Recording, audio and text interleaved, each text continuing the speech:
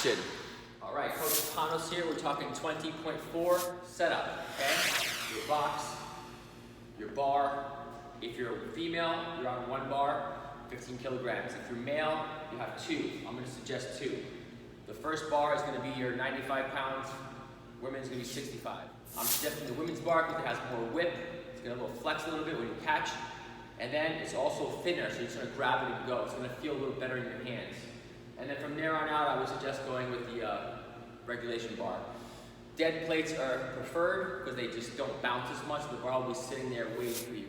With regards to the jumps, if you're gonna rebound, I would suggest a springy shoe, some kind of runner, right? Because the weights are not super heavy early on, you can get away with lifting in them as well. Should be okay with that. Then from there, I would probably switch out to oldie shoes late in the workout, especially when it gets heavy.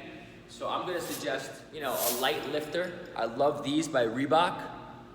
And I'm gonna try to add a little more heel raise because my left ankle is not as mobile as my right from injuries and sprains and whatnot. Definitely go with the lifters. It's gonna help you in your clean catch, your squat, as well as overhead. You're not gonna have to kind of spread your feet out so wide because you're gonna buy that from the ankles. You're gonna get a little more dorsiflexion. If you wear sleeves, do so, but just leave them down for the beginning. And then when you have the pistols, slide them up. That way you get a little support and it'll help you even kind of spring out of the bottom a little bit. They have a little bit of give, a little bit of flex in them. And action. All right, CoachPanos here. We're talking 20.4. All right, execution of the box jumps. You should have your box between the 2 bars, right? If you're gonna jump, if you're gonna step, or any combination thereof, I would suggest starting in your power stance at the beginning, and then landing wider at the top, and then step to the edge and come down. Okay, I'm gonna use this line here because it's a nice little clear edge for you to see. This is the floor, and the black indicates the top of the box. I'm gonna start in my power jump like I would my lifts. Get to the box, spread out wide, right? Then I'm gonna step as I stand to the edge, and then from there, jump off or step off. If I'm stepping the whole time, I'm gonna step up, 2, down, 2. And then this one, touch and go. 1, 2, 3, touch and go. 1, 2, 3, touch and go. Now, with regards to the touch and go step, if you throw your arms into it, boom, right? Let me show you a couple. Arms back, throw and push, keep them up, down, okay? So you want that power on the way up and the way down. It will speed up your cycle and keep it at about 2, maybe 3 seconds a rep. Obviously, some people have strength issues that they have to, adjust for, so maybe it's gonna be 4 or 5 seconds in some cases, right? A couple more, watch me. Boom, boom, boom, boom. So that's giving me a nice momentum swing, and I'm getting up there really effortlessly. I'm gonna do steps. I suggest stepping because there's not that much time to be gained by rebounding or jumping, and the impact on your body is way more felt later on. So if you're rebounding and you can hold sub 60 seconds splits for the jumps, by all means do it. You're gonna get that time later on to get that big bar, that last bar at the end if you get there. All right, guys, that's it for execution of box jumps. And action. CoachPanos here. Talking 20.4, execution of the clean and jerks, right? So power cleans are ideal for most of the way, if not the whole way. Split jerks I would do at the end and in transition between the second to last bar and the last bar that you're gonna reach, right?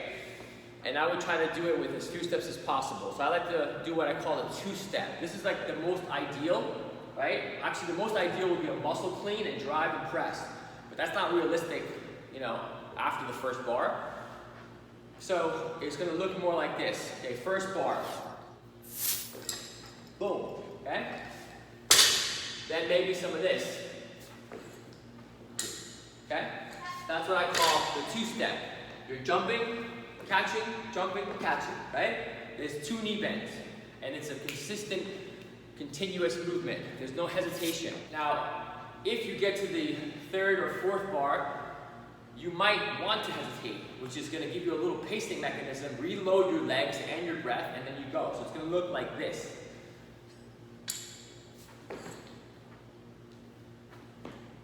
Okay, so if you notice, out of the catch I was here, I stood up, and then just give myself a second to reload my legs and my upper back and my breath, right?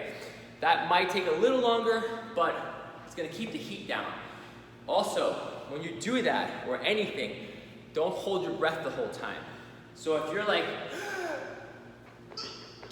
right, if you're holding your breath through the catch and drive, that's a 2 hard contractions that you're gonna feel when you let go of your air. So I like to call it 2-step, ha-ha, clean and jerks, right?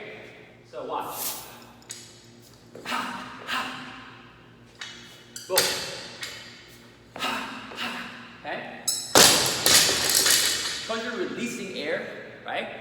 You're vacating those toxins, keeping your heart rate down, under control.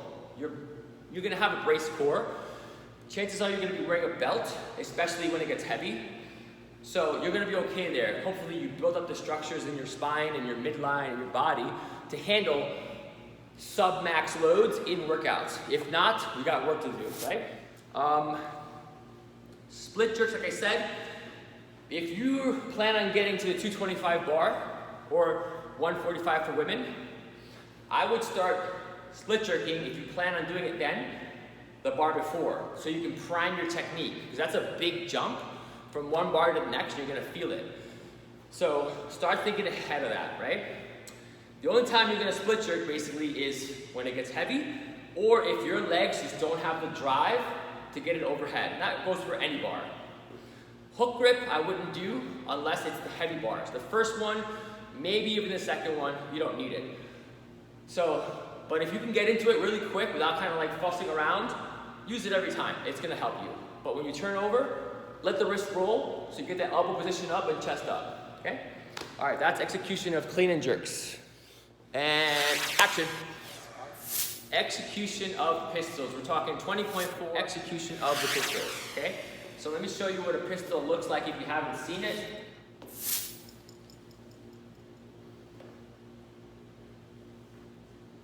Okay? Now, notice how I grab my back of my calf on my left because I have less range of motion because of rolling and ankle injuries in the past. So, executing the pistol, a lot of times people will say, hey, go hips back, right? But then what?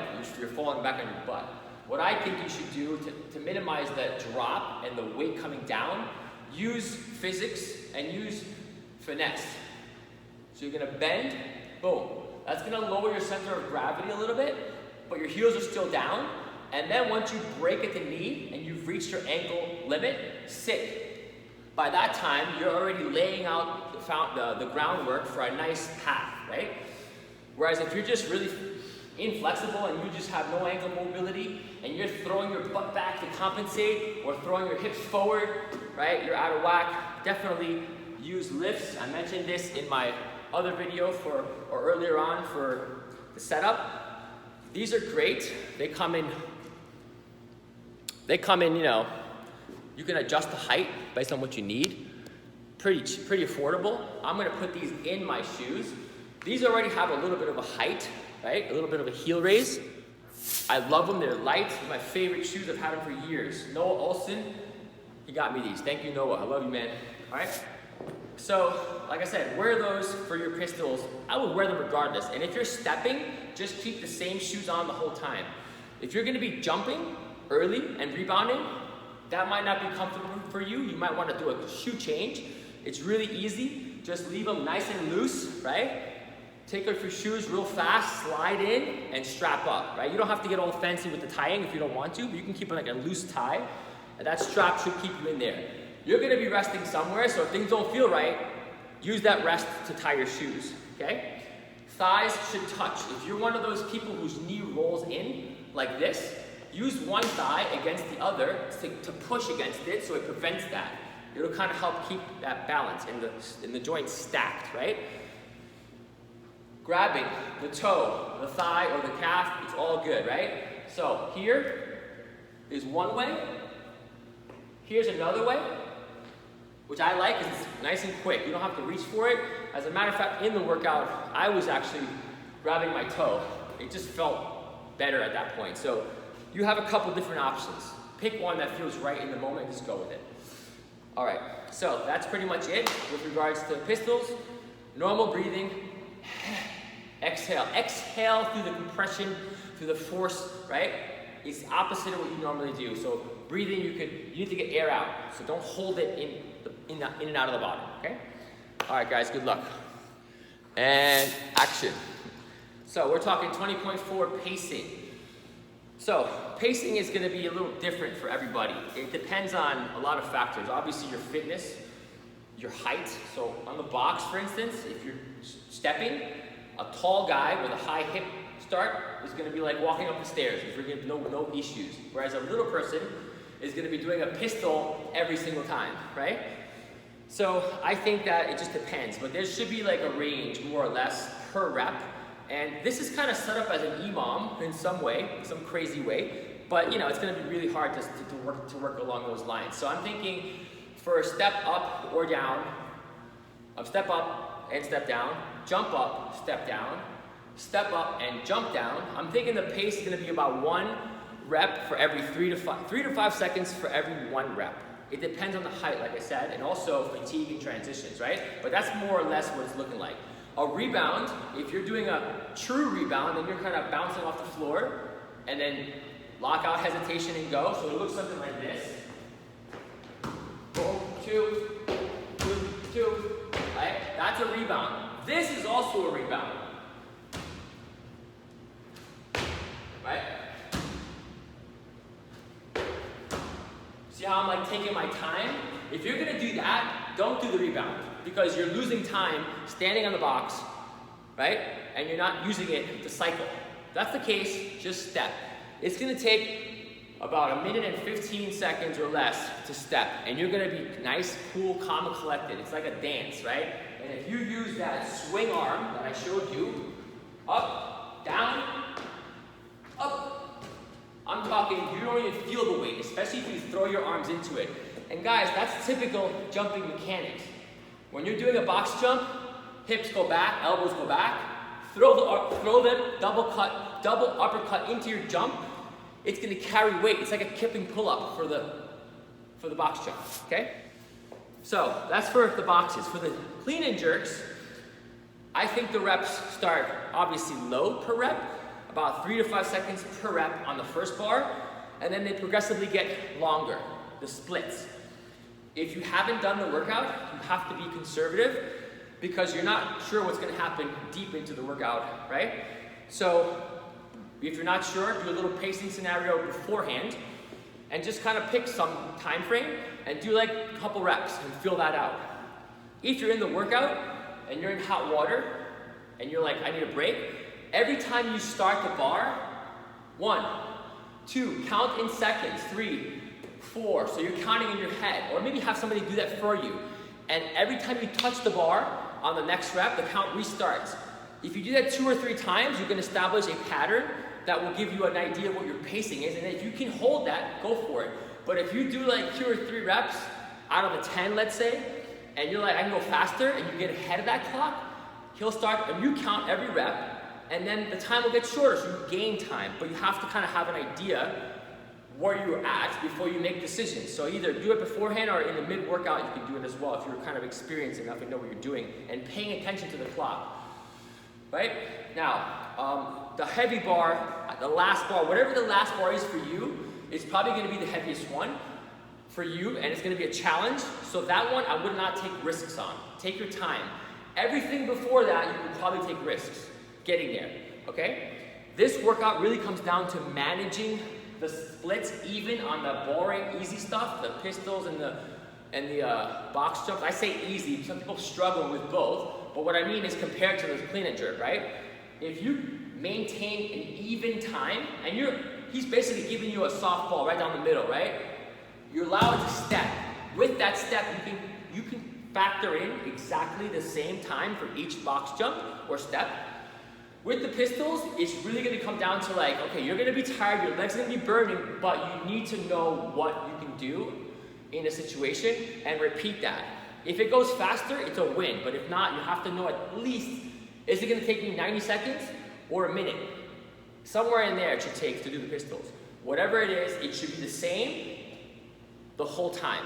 Maybe a little faster, plus or minus 5 seconds here or there, but it should not be just like 112 and 135, right? That shouldn't be like the split. If that's the case, just meet in the middle and just decide I'm gonna do 120. And that's to be the same. If you rule out that factor, you can figure out how to pace the rest of it with the lifts, because you're gonna need it. This is all about barbell strategy.